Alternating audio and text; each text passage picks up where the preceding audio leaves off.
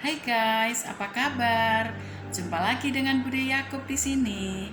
Dimanapun kalian berada, semoga selalu sehat, tetap semangat, dan jangan lupa bahagia. Kali ini Bude Yakub ingin bercerita tentang seorang ayah yang sangat mengasihi anaknya. Dan semoga ini bisa menjadi sebuah pelajaran bagi kita ya guys. Jadi ceritanya gini guys. Ada seorang pria yang sangat saya kagumi. Dia hidup di kisaran tahun 1920 sampai 1930. Namanya Isi Edi. Isi Edi adalah seorang pengacara hebat. Dia begitu luar biasa. Dan saking karena luar biasanya, sampai-sampai dia menjadi pengacara mafia di Chicago. Dan pada saat itu mafia tersebut dipimpin oleh seseorang yang bernama Al Capone. Isi Edi begitu luar biasa. Dia betul-betul pengacara ulung yang sangat mengerti akan hukum.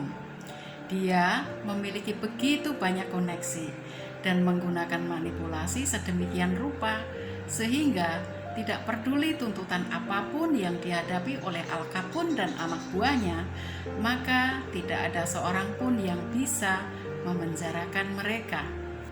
Isi Edi pengacara yang luar biasa, dan karena begitu hebatnya, maka membuat dia menjadi sangat bernilai. Para mafia memberinya begitu banyak uang, sampai-sampai dia memiliki properti rumah-rumah mewah di seluruh wilayah kota itu. Dia memiliki mobil-mobil terbaik dan apapun yang dimilikinya, semua yang terbaik, dan anak laki-lakinya bisa melakukan apa saja yang ia inginkan. Tetapi Isi Edi kemudian berpikir, aku sudah memberikan kepada anakku semua hal, semua yang bisa aku beli dengan uang. Tapi aku belum bisa memberikan kepada anakku contoh sebagai bapak yang baik yang suatu saat kelak akan dapat membanggakannya. Isi Edi memikirkan hal ini beberapa waktu lamanya. Kemudian Isi Edi sampai pada kesimpulan bahwa satu-satunya yang dapat dia berikan kepada anaknya adalah seorang bapak yang dapat memberikan nama baik dengan membantu pemerintah memenjarakan para mafia, karena mafia membunuh banyak orang-orang yang tidak bersalah. Kalau dulu Isi Edi membantu dan membebaskan mereka dan membuat banyak orang kecanduan narkoba dan alkohol. Tetapi setelah ia menyadari bahwa betapa pentingnya sebuah nama baik yang harus dia wariskan kepada anaknya, maka kemudian dia berbalik dengan membantu FBI. Dia memberikan kesaksian sehingga banyak dari mafia-mafia ini yang dijebloskan ke dalam penjara. Dia tahu ini resikonya sangat besar.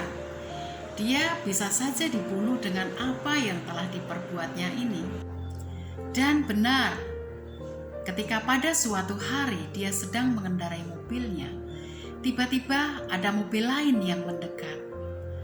Tak lama kemudian terdengarlah suara rentetan tembakan. Beberapa orang dengan senjata mesin di tangannya memberondong dia, sehingga banyak peluru yang bersarang pada tubuhnya. Maka dengan demikian meninggallah Isi Edi di tempat itu. Sungguh ini adalah sebuah harga yang sangat mahal yang harus dia bayar demi untuk bisa memberikan warisan kepada anaknya, yaitu seorang bapak yang baik. Sementara kita tinggalkan cerita tentang Isi Edi, selanjutnya kita akan bercerita tentang seorang pria yang lain lagi. Pada saat Perang Dunia yang kedua, di United States Air Force, ada seorang pria yang gagah berani, serta memiliki daya juang yang tinggi.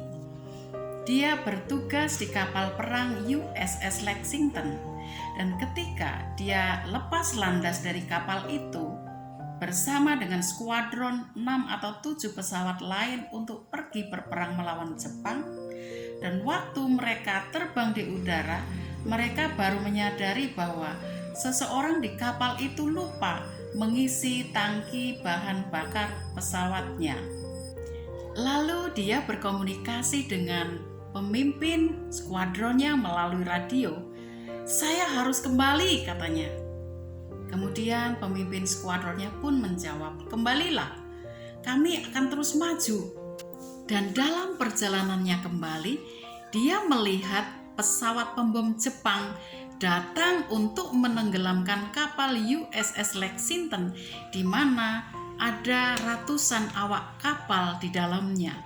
Dia hanya sendiri, sementara ada 9 pesawat musuh di hadapannya. Lalu dia memutuskan bahwa saya harus menghentikan mereka, karena tidak ada seorang pun di kapal itu yang menyadari apa yang sesungguhnya sedang terjadi. Dia terbang begitu rupa, dan pesawat-pesawat Jepang itu mencoba untuk menembak dan menyerangnya. Tetapi dia terus membalas dengan merusak sayap dan ekor pesawat Jepang itu. Jadi, dia mulai menembaki pesawat-pesawat Jepang itu. 2 di antaranya jatuh ke laut. Dan pertarungan pun begitu sengit. Pesawat-pesawat Jepang mulai menembak dan menyerangnya. Namun membuat dia semakin antusias. Akhirnya, 5 dari pesawat Jepang itu jatuh. Dan pilot Jepang itu pun berpikir, "Orang ini gila, mari kita pergi dari sini," katanya. Kemudian pesawat-pesawat Jepang itu pun pergi menjauh, dan dia kembali ke kapal dengan pesawat yang compang-camping. Orang-orang di kapal USS Lexington menyaksikan semua yang terjadi, tetapi mereka tidak berbuat apa-apa dan hanya menyaksikan saja. Dia orang pertama di US Air Force pada Perang Dunia Kedua yang memperoleh penghargaan tertinggi. Namanya adalah Butz O'Hare, dan bandara di Chicago dinamai menurut namanya, yaitu O'Hare Airport. Dia dipertimbangkan menjadi salah satu pahlawan terbesar dalam sejarah Amerika karena kemauannya yang keras untuk mengorbankan nyawanya demi hal yang lebih penting. Dan yang lebih menarik dari cerita ini, Butz O'Hare, seorang pahlawan yang gagah perkasa. Dia adalah anak dari Izzy Eddy, sang pengacara itu. Bukankah ini sebuah fondasi yang baik? Jadi guys, apa sih yang bisa kita berikan kepada anak-anak kita? Kalau kita bisa memberikan harta dan kekayaan itu baik, tetapi belum tentu benar. Karena harta dan kekayaan seringkali justru malah menimbulkan pertengkaran. Tetapi kalau kita bisa mewariskan nama baik, teladan iman serta nilai-nilai kebenaran, dan melimpahi mereka dengan kasih sayang, serta membekali mereka dengan skill atau keahlian, saya yakin itu lebih dari cukup. Oke guys, ini cerita Bude Yakub hari ini semoga bisa menjadi sebuah inspirasi ya. Jangan lupa like dan komen. Terima kasih untuk yang sudah subscribe. Kita nantikan cerita Bude Yakub berikutnya ya.